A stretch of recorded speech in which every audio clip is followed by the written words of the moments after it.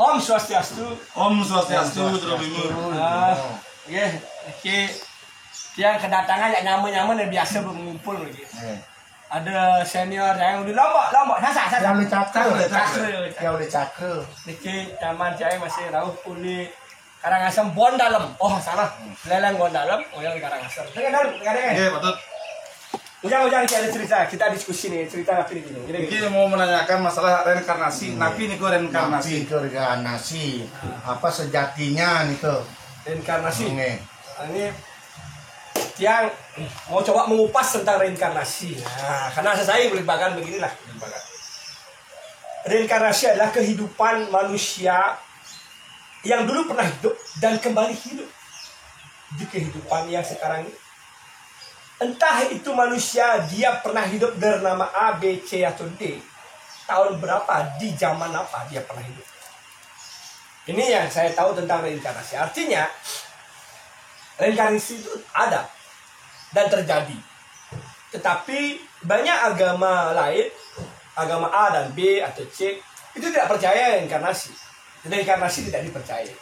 Yang dia percaya hidup sekali dan mati untuk mencari surganya. Itu agama lain. Tapi agama Hindu dan Buddha itu mempercayai reinkarnasi kehidupan.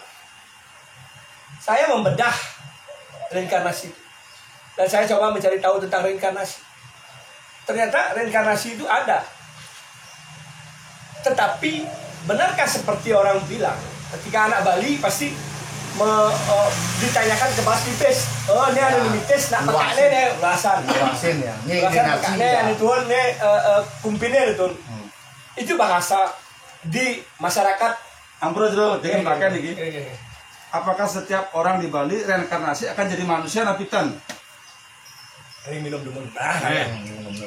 Setiap orang apakah akan menjadi manusia kembali apa tidak?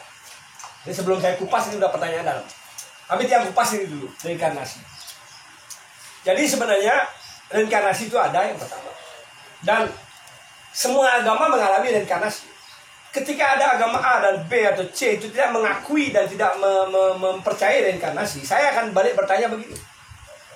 Kenapa ada anak agama A dan anak agama B hidupnya yang dia tidak percaya reinkarnasi?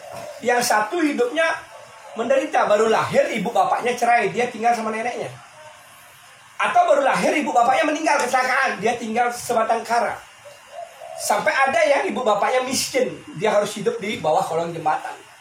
Tetapi ada anak B yang hidupnya makmur, baru lahir ibu bapaknya kaya. Baru lahir udah bapaknya pejabat, ibunya pejabat. Kenapa dibedakan sama Tuhan kalau memang tidak ada reinkarnasi? Kenapa ini harus beda? Apa nasib? Apa salah anak kecil ini? Kenapa baru lahir dia harus menderita? Artinya kan ada reinkarnasi. Artinya ada kehidupan, ada bekal di kehidupan masa lalu yang dia bawa di kehidupan sekarang. Makanya dia lahir berdasarkan kehidupan karma yang dia bawa. Nah, Adi yang kedua mengenai di bawah pipes, nah ini pekaknya Don, itu tidak benar. Saya katakan tidak benar. Kenapa bisa tidak benar? Contoh begini. Saya punya pekak, misalkan contoh ini contoh. Pekak saya jahat, tukang maling, tukang perkosa, berbuat kejahatan aja. Numites lahir di kehidupan saya. Saya hidupnya enak. Dibahas pipisnya orang, ini pekak ini lekat. Kapan pekak saya mengalami penderitaan? Atau proses surga neraka? Akibat karma perbuatannya. Masa dia hidup di tempat yang nyaman, di tempat yang enak? Kan nggak mungkin. Karena Tuhan itu adil. Yang benar bagaimana? Yang benar adalah badan itu pekaknya, ya badannya. Karena kan satu gen, sing mungkin panak pisagel kan? Ya, pasti cara pekaknya nih, cara pekaknya mirip pisangnya. Apakah sifatnya sama nanti seperti pekaknya? Karena mau mikro kengkeng sesuai dengan karmanya. Itu saya bilang fisiknya pekaknya, tapi rohnya bukan. Bisa jadi rohnya itu tidak sama seperti pekaknya yang dulu. Tidak sama. Lain jadinya. Lain. Bisa dia nak kalem ya, bukan? Karena sebenarnya roh itu diturunkan oleh Tuhan berdasarkan karena perbuatannya. Jadi apa perbuatanmu dahulu, di situ akan kau diturunkan kehidupan. Contohnya lagi, iraganglah nyamuk Bisa saya ngadong ya nyamuk, bener nggak? Betul. Padahal kan patuh, ujang bisa saya ngadong. Tapi aja anak lihat, mana kenal tuh bisa akal cara menyambut. Karena kita dulu pernah bersaudara di kehidupan sebelumnya. Makanya baru ketemu, kenapa bersaudara dekat? Karena kita dulu pernah hidup bersama. Di kehidupan sekarang baru ketemu langsung nyambung. Patuh bisa ngeliat tunangan, martepok bisa langsung jatuh cinta, langsung kanten, langsung tunangan. Kenapa? Karena kita pernah hidup di masa kehidupan yang lain, di dalam kehidupan yang dulu. Itu reinkarnasi. Makanya agama lain yang tidak percaya saya buka bedah. Kenapa bisa berbeda nasibnya? Dia nggak bisa jawab. Artinya apa? Ada kehidupan masa lalu yang membawa dia dosa dan derita. Oh ya, setuju. Akhirnya disetujui bahwa reinkarnasi itu ada. Kalau tidak ada, tidak mungkin. Patuh sekali kita. Kalau kita punya orang tua dulu, kita dari baru lahir sampai dengan tamat sekolah kan ditanggung orang tua. Setelah tamat sekolah kita yang punya urusan. Ya, tanggung jawab pada orang tua. Tanggung jawab kita sendiri kan. Mau makan nggak hidup kita yang menanggung. Kita yang harusnya kalau tidak ada reinkarnasi harusnya seperti itu. Dari kecil semuanya sama. Tidak ada menderita, benar nggak? Karena Tuhan itu harus buat adil. Ternyata ada yang menderita satu agama, anaknya beda-beda nasibnya. Ada yang bagus. Sama lagi orang reinkarnasi sesuai dengan karmanya. Ya. Reinkarnasi berdasarkan karma kehidupan dia lain. Tidak mesti dia satu garis. Bisa jadi dia garis lain. Bisa jadi di Jawa, bisa di Kalimantan, bisa di Bali. Kenapa begitu? Buktinya kita sama ketemu orang Kalimantan bisa dekat. Karena kita pernah hidup bersama orang itu. Kita punya orang Jawa bisa dekat kayak saudara. Kenapa? Karena kita pernah hidup bersaudara bersama dia di kehidupan yang lama sebelumnya. Tadi pertanyaannya apakah selalu menjadi manusia? Iya, nanti mau misalkan ini pertanyaan terus. Reinkarnasi apa selalu jadi manusia apa gimana? Reinkarnasi itu bahasa reinkarnasi untuk apa? Untuk manusia. Ketika reinkarnasi untuk manusia selalu pasti menjadi manusia. Selama dia berbuat standar saja, jangan terlalu baik, standar aja. Dia berbuat standar, tidak baik, tidak jahat, dia tetap akan menjadi manusia asalkan dia tidak membunuh dirinya. Ya. Bunuh diri. Kalau manusia itu membunuh diri, apa yang terjadi? Tuhan itu marah. Marahnya Tuhan apa? Sang roh akan dijadikanlah hantu gentayangan. Makanya ada hantu gentayangan. Kenapa? Karena belum waktunya mati, belum waktunya takdir. Ya. Dia bunuh dirinya. Dia gantung diri kah? Dia makan racun kah? Makan potas? Dia akan menjadi roh gentayangan pertama. Sebelum mendapatkan tempat. Ya, setelah menjadi roh gentayangan, menjadi apa dia? Menjadi binatang. Bukan menjadi manusia. Menjadi binatang. Dari semut, lipi, mengenai reinkarnasi ribuan kali. Dari samar. Kan tidak semua jadi manusia. Ya itu jadi habis bunuh diri dia menjadi samar gamang dulu. Setelah melewati masa ketika ada samar gamang yang baik membantu, dia akan diangkat derajatnya menjadi binatang. Dia diangkat menjadi binatang. Nah, ketika setelah menjadi binatang, binatang terus naik posisinya. Buktinya kita punya anjing bisa ngerti, ya. Bisa sedih, bisa nurut. Karena itu adalah roh manusia yang ada di dalam diri anjing itu. Begitupun binatang lain semuanya mempunyai roh, termasuk binatang buas. Buktinya dia bisa kasih sayang sama anaknya karena dia mempunyai roh, bisa sedih, bisa menangis. Binatang dan mencapai tingkatan paling tinggi binatang sebelum menjadi manusia. Adakah yang tahu binatang apa? Kira-kira? Sebelum menjadi manusia binatang apa? Oh, yang paling rendah. Yang paling tinggi. Binatang. Setelah binatang menjadi dia manusia, binatang apa rohnya akan menjadi binatang apa paling tinggi? Monyet. Kenapa bisa monyet? Karena sifat bentuk tangan, kaki sama dengan manusia. Benar monyet. Tapi pernah mendengar penjelasan saya. Cecak dumun. Cecak. Kenapa cecak? Karena waktu kita ada bicara dia kadang-kadang cecak tuh Bunyi. Cecak. Nah, itu. Yang benar adalah monyet. Saya pikir dulu sapi. Kenapa sapi? Sapi kalau menyusui manusia tidak bisa minum susu. Susu siapa dipakai kalau ibu kita menyusui? Susu sapi. Langsung kan bisa. Ya. Sapi juga membajak sawah, memberikan kita makan tanpa pamrih. Sapi. Nah, ternyata bukan sapi, yang benar adalah monyet. Kita lihat, kenapa bisa monyet? Seperti tadi disampaikan, satu, monyet hampir sama seperti manusia. Yang kedua, monyet itu tempatnya ada di mana? Pasti adanya di atas gunung. Di gunung-gunung. Dan ada di pura-pura. Ada di pura-pura. Dan monyet itu ketika mati, adakah yang tahu mayat? Ada. Tidak ada yang tahu. Bisa tahu.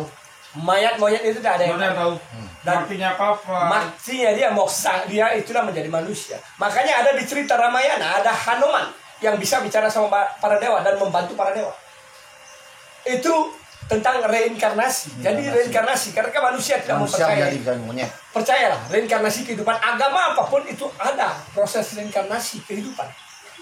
Jadi tidak ada istilahnya tidak ada reinkarnasi. Reinkarnasi itu ada. Dan saya bisa memanggil roh reinkarnasi kehidupan masa lalu untuk mengetahui orang itu kelahiran di zaman apa dia lahir. Saya bisa mengetahui kelahirannya karena anugerah itu betul. Apa lagi pertanyaannya kira-kira? Mau bertanya apa lagi? Begini Jero, kadang orang kan reinkarnasi kan kadang menjelma menjadi manusia bisa kan? Apakah dia tidak ingat kejadian yang dulu setelah dia reinkarnasi? Ada nggak yang begitu? Itu namanya ada yang Setelah reinkarnasi yang mengatakan deja vu, kayaknya kembali ke masa lalu, mengingat masa lalu.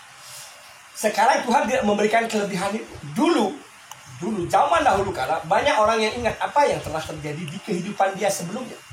Tetapi berevolusi zaman, Tuhan mengurangi. Kenapa bisa tidak tahu? Manusia adakah yang bertapa sekarang? Adakah yang mendekatkan diri dengan Tuhan sekarang? Kan tidak.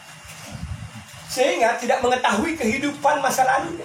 Tetapi ketika orang mau, makanya saya bisa panggil roh masa lalu. Ketika untuk bertanyakan dia kehidupan zaman Majapahit, apakah dia maksudnya begini Jero, ada yang mengetahui ya, kehidupan. kayak Pak Mang, mungkin dia reinkarnasi dari siapa? Tapi Pak Mang ini tahu saya dulu mati di sana loh. Ya, Saya ada. Ada yang begitu nggak? Ada yang seperti itu. Ada kehidupan yang diketahui oleh manusia itu ketika dia memang diberikan kelebihan oleh Tuhan. Untuk dia tahu apa yang terjadi di kehidupan dia sebelumnya. Kehidupan dia sebelumnya apa? Saya nggak sombong. Orang saya ada di rumah Ngari yang pernah ikut sama saya tahu. Karena saya pernah menebak kehidupan saya masa lalu. Saya bisa menggambarkan berapa kali reinkarnasi saya. Percaya nggak percaya, itu terjadi. Saya menebak kalau pernah saya hidup menjadi ini, saya akan begini-begini. Saya pernah harus di situ, di rumah itu, di pura itu, di merajannya itu. Ternyata itu terjadi dan itu benar. Sebelum saya ke sana, saya udah ucapkan dulu. Ternyata ada undangan lewat Messenger, lewat Facebook, tanpa saya kenal sebelumnya. Itu udah terjadi. Jadi kita bisa mengetahui kehidupan kita masa lalu asal mau mencari tahu. Dengan cara apa? Dengan cara apa? Doa. Sekarang orang berdoa kan sedikit. Dan kedua, ada orang yang memang baru lahir kelahirannya, diberikan anugerah oleh Awatara, oleh Tuhan untuk mengetahui di masa lalunya. Masa lalunya dia. Bisakah berhenti reinkarnasi? Ada pertanyaan begitu. Bisakah berhenti reinkarnasi? Berhenti reinkarnasi menjadi manusia? Bisa. Bagaimana tahu berhenti reinkarnasi menjadi manusia? Ketika manusia itu sudah berbuat baik. Dan dia akan menjadi awatara, atau menjadi dewa, atau menjadi malaikat. Ketika dia sudah mencapai kesempurnaan dalam kehidupan menjadi manusia. Makanya kenapa manusia harus berbuat baik? Karena dia harus mengejar karma kebaikan. Untuk apa? Untuk memproses dirinya menjadi lebih baik ketika dilahirkan lagi ke dunia. Contohnya adalah ketika manusia itu lahir, contoh bagaimana proses terakhirnya dari reinkarnasi. Ketika ada PNS, dia masih kerja. Ketika dia disuruh ngayah, dia akan mengatakan, saya pensiun aja, saya baru ngayah. Kan gitu Pak. Ketika dia pensiun, baru dia ngayah ke pulau. Umurnya udah 60 tahun. Baru dia mulai ngayah ke pulau. Mati PNS itu dan hidup kembali. Umur 50 ada pengayah. Ada umur 50. Mati PNS itu lagi, hidup lagi dia, umur 40 dia dari pengayah. Mati dia hidup lagi, umur 30 dia dari pengayah. Mati hidup lagi, umur 20 jadi pengayah. Kenapa ada umur 20 jadi pemangku? Katanya. Kenapa ada umur 15 tahun jadi pengayah? Hal yang lebih bagus dia bersenang-senang. Buktinya dia pengayah. Kenapa? Karena dia memproses kehidupan masa lalunya yang dia bawa sebelumnya. Tanpa dia sadari, dia membawa dan mencari masa lalu itu. Untuk menjadi pemangku, menjadi orang suci pendatang. Dan akhirnya, terakhir, ketika bayi baru lahir, itulah proses terakhir dia menjadi reinkarnasi menjadi manusia. Dia akan menjadi awatara. Kenapa? Karena dia tidak mempunyai jalan karma lagi. Apa karma hidupnya? Tidak ada. Kenapa? Karena dia harus selesai memproses hidup. Maka dia menjadi awatara, dia menjadi malaikat, menjadi dewa. Siapapun yang mempunyai anak, bayi baru lahir, anak 1 tahun, 2 tahun, 3 tahun, 4 tahun, 5 tahun meninggal, itu bukan dosa bapak atau ibu, tetapi itu adalah berkah malaikat. Kenapa? Karena di dirinya ada lahir seorang putra awatara putra dewata yang dilahirkan ke dunia bersama menemani walaupun hanya sebentar. Karena dia tidak bawa karma dalam kehidupannya. Disitulah kebenaran dalam proses kehidupan. Dia akan menjadi dewata. Itu. Ada pertanyaan lagi? Emang? Itu aja. Cukup. Cukup. Ya cukup itu aja. Om Santi Santi Sukhum. Om Santi Santi. Berkah Dewa Siwa. Ya.